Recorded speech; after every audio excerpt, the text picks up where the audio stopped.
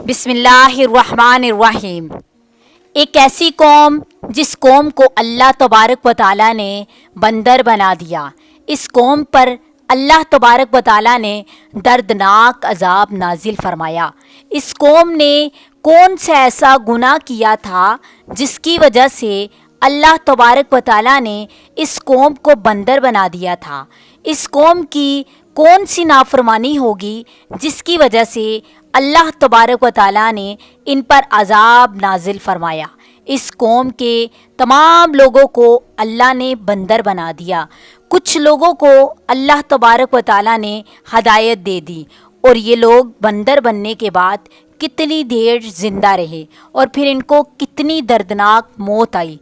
जब ये लोग बंदर बन गए तो ये अपनी अजीज़ व अकारिब को देखकर क्या कहते थे? क्या आज के दौर में पाए जाने वाले बंदर वही कौम है? उनकी नस्ल उन्हीं में से है?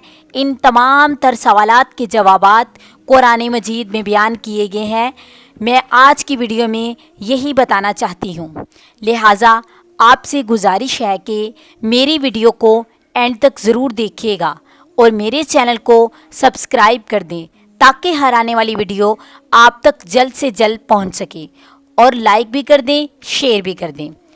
लिहाजा इंसानों के बंदर बनने की इब्तदा हज़रत दाऊद अलैहिस्सलाम से शुरू हुई।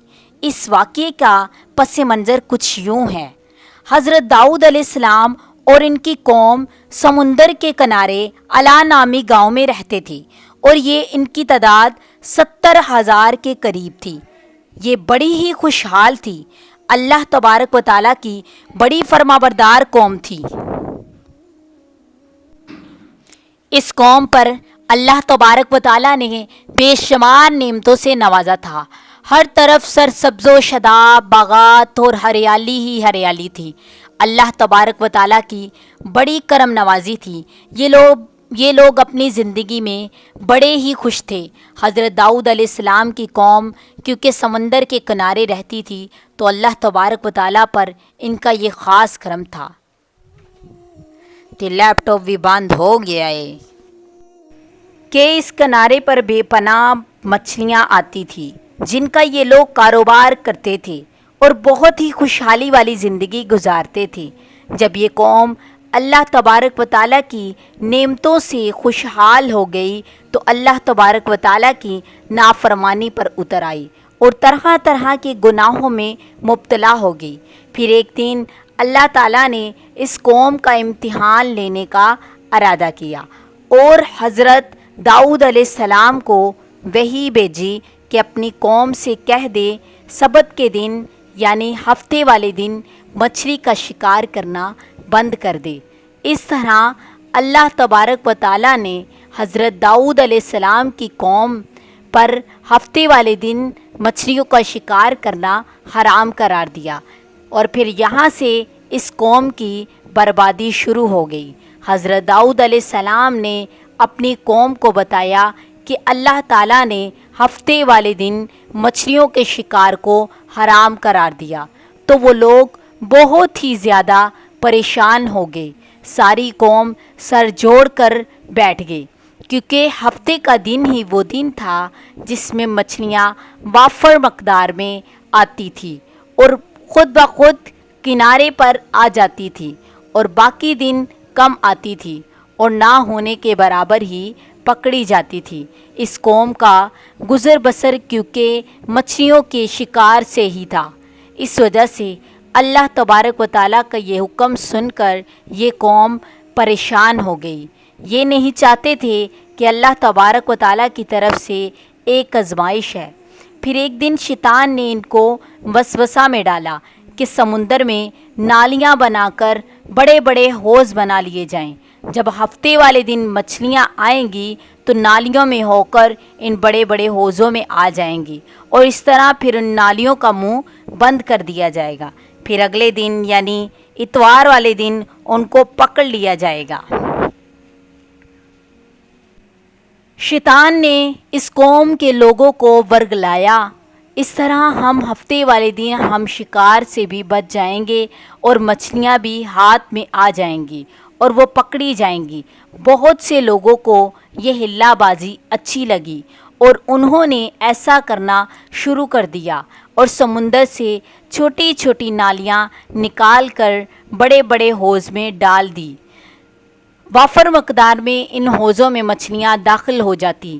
اس قوم کے بدبخت لوگوں کو شیطان کا یہ حیلہ بہت پسند آیا، لیکن اس قوم نے یہ نہ سوچا جب مچھلیاں حوض میں آ کر قید ہوں گی تو پھر مچھلیوں کا شکار ہی ہو گیا کہ شکار بھی ہفتے والے دن ہی قرار پایا جو اللہ تبارک و تعالیٰ نے حرام قرار دیا تھا۔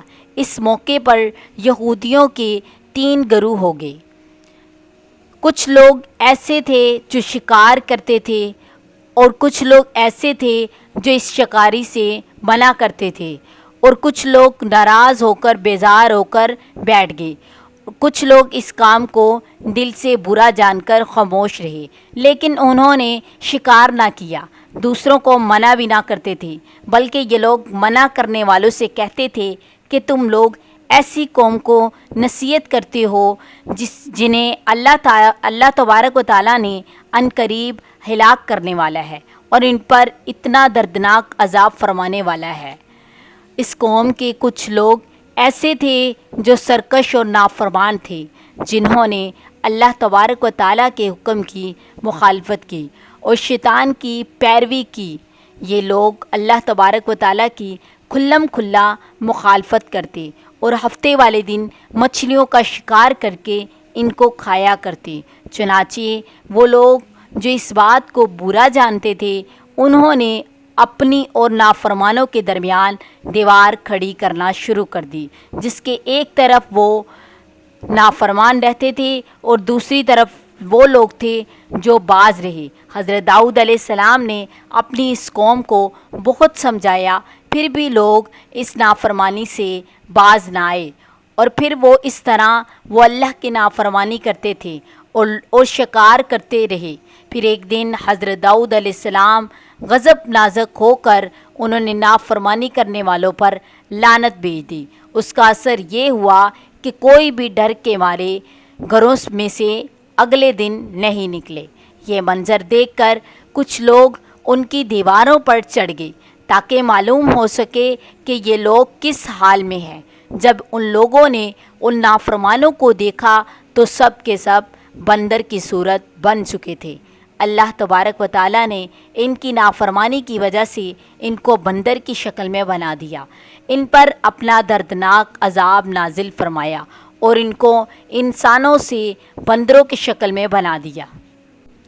جب لوگ ان مجرموں کا دروازہ کھول کر گھر میں داخل ہوئے تو وہ اپنے رشتہ داروں کو پہچانتے تھے، تو ان کے پاس آ کر ان کے کپڑوں کو سونگھتے تھے اور زاروں قطار روتے تھے، لیکن وہ کچھ بول نہ سکتے تھے۔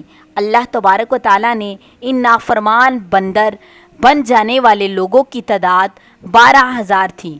ان 12,000 لوگوں نے اللہ تبارک و تعالیٰ کی نافرمانی کی اور اللہ تبارک و تعالیٰ نے ان کو بندر بنا دیا، جس طرح کہ اللہ تعالیٰ سورۃ بقرہ میں ارشاد فرمایا، اور بے شک تمہیں معلوم ہے تم وہ کہ جنہوں نے ہفتے میں سرکشی کی تو ہم نے اسے فرمایا ہو جاؤ بندر ددکارے ہوئے۔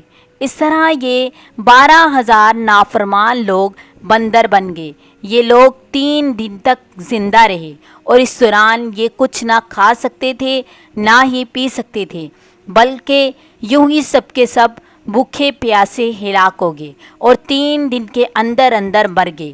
اور وہ لوگ جو ان لوگوں کو اللہ تبارک و تعالیٰ کی نافرمانی سے منع فرماتے تھے، اللہ تعالیٰ نے ان کو سلامت رکھا۔ جو خاموش رہتے تھے ان کو بھی سلامت رکھا۔